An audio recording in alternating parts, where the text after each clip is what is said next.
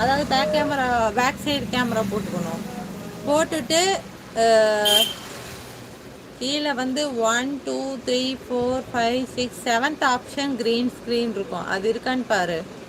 அது இருந்துன்னா ஓகே. ஆனால் ஒரு விஷயம் என்னென்னா, க்ரீன் ஸ்க்ரீன் போட்டு லைவ் போட்டோம்னா மானிட்டேஷன் ஆகிறது கொஞ்சம் கஷ்டண்டி.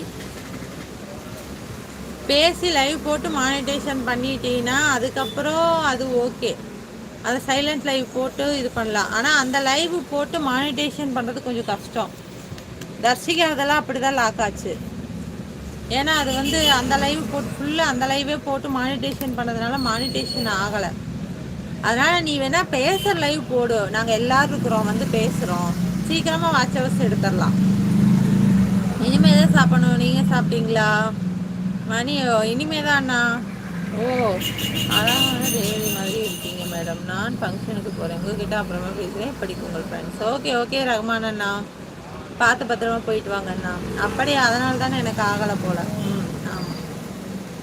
எப்படி நைனி ஹேர் பேண்டு?